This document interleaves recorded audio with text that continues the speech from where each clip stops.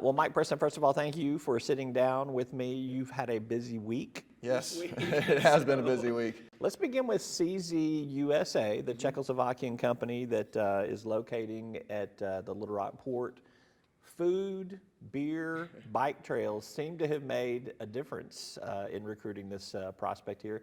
Does that happen in all of the prospects, or is this just maybe this one in particular? You know, there's so many elements to economic development when you're recruiting, but more and more we're seeing that quality of life aspect creep into projects, and that's hitting on the top of consultants' lists. They want to go to an area and a state, community, and fall in love with it. They want somewhere that they can do those things and bike to a coffee shop downtown or the new local brewery or something and check all that out. They want all of that quality of life.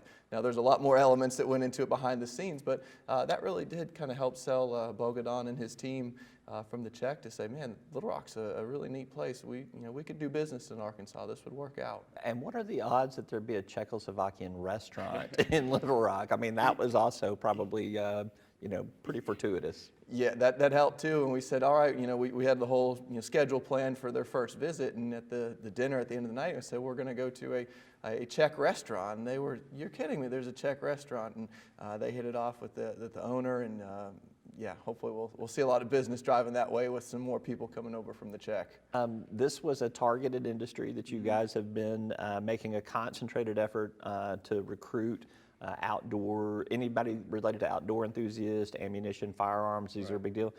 Is that a growth area, do you think, particularly when you see the trend of the country and where it's going with gun control issues and things like that? I think it is for the South, especially when you see those issues passing in legislatures in states like New York and Massachusetts and the Northeast, where traditionally a lot of gun manufacturers have been.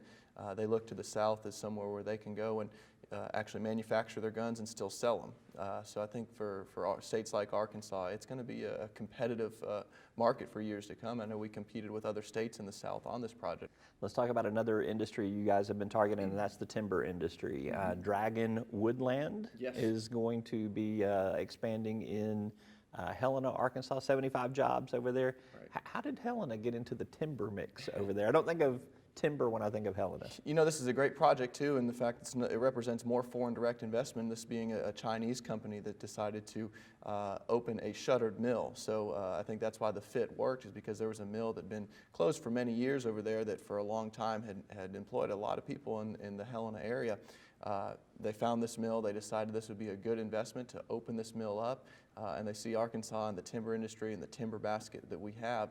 It's a natural market for them. So the work that the governor's been able to do in China and build those relationships, they look at Arkansas as a good, safe place to make an investment. So excited about those jobs, badly needed over in the Delta. So 75 jobs, that's a couple hundred jobs in another community. So it makes a big difference. Right there on the river too, which makes for easy port access.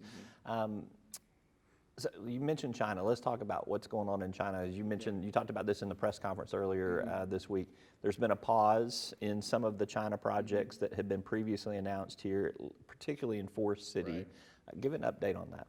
Well, and I'd say overall our Chinese projects are strong. You look at a company like Tian Yuan, who's in Little Rock out of the port. They're well over 100 employees right now and continue to grow. They're just looking for workers to go out there. So if anyone's interested in a job, look at Tian Yuan. They're always looking to hire. That's a good question. I'd have to, but they can start you out. They got whole different wage ranges depending on your experience. But Tian Yuan, Rice-Sever is a company in Jonesboro that's out of the Anhui province in China, one that we recruited as well. Those projects are moving along. Sun Paper is moving along. They're going through their permitting process. They've actually submitted all their applications now to our Department of Environmental Quality. How quickly could that move? That could move pretty quickly. We have to wait for DEP, so the federal agency has to come in and weigh in and sign off. But once they get the sign off on that air permit, that's the last permit that they need, then they're going to be ready to ground break and start doing all their engineering. Let me ask you this about Chinese companies here. We all are obviously been watching the tariff and the trade wars that have been going on between the U.S. and China. Everybody assumes that if there is a breakthrough and some sort of agreement on that will jumpstart everything again. Is it possible that an agreement could be bad for some of these deals? For our deals, I don't think it would be bad. I think they look at that relationship with China and the U.S. as being positive. they need that relationship to happen to continue to make the investment. The one that you mentioned in Forest City is the Rui project. So they're a large company. In the last year or so, they've decided to continue to diversify their portfolio. So they've made large acquisitions in Europe and in Australia. So unfortunately, that was to the detriment of the Arkansas project because they had to pull the entire Arkansas team away from Arkansas to focus on these acquisitions. Once those acquisitions are completed, we're hoping that they're coming back and going to refocus. The trade war certainly didn't help that process of them being able to come back. I think they're putting some more focus on other countries for right now and waiting to see what happens on that. The good news is that they've bought the building. They own it. That deal is closed. They are in ownership of the building. We just need to see them to start making some progress coming back into Arkansas and get that building up and running. Aerojet Rocketdyne down in Camden, East Camden, another big announcement this week. I think 100 new jobs with an expansion of an existing facility down there.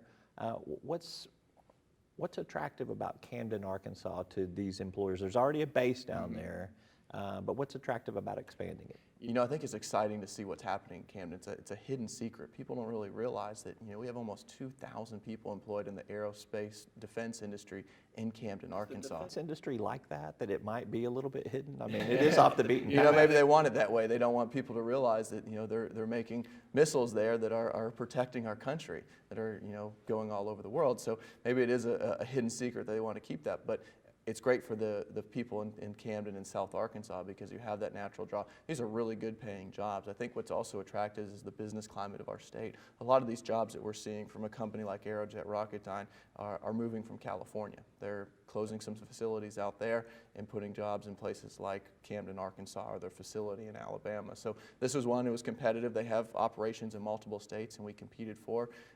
And we were fortunate enough to do the groundbreaking ceremony this week and celebrating those jobs. And I know they're looking for people down there. So those watching in South Arkansas, reach out to Aerojet Rocketdyne. They're looking to hire. So we talked about 2 new job announcements and this Aerojet expansion. How much of what you're seeing, and how much do you see on a regular basis, is existing businesses that are expanding versus new businesses that are coming in? Where's the majority of the time spent?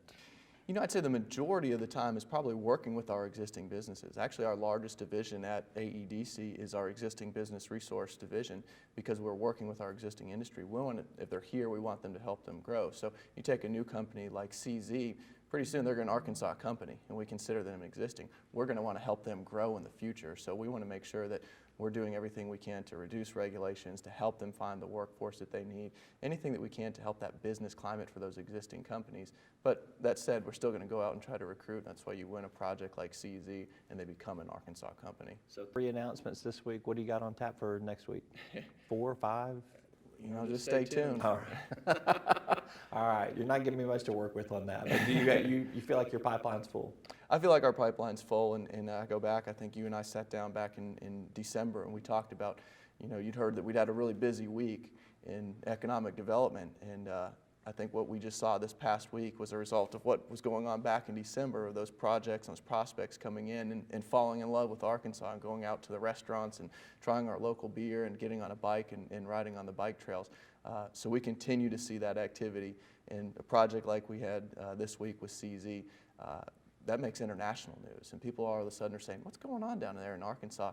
You couple that together with the governor's leadership in this legislative session that we're lowering our taxes, we have a new highway plan, we're transforming state government, all those things, people say, you know what, let's take a look at Arkansas. Maybe our perception is a little off, and let's check it out.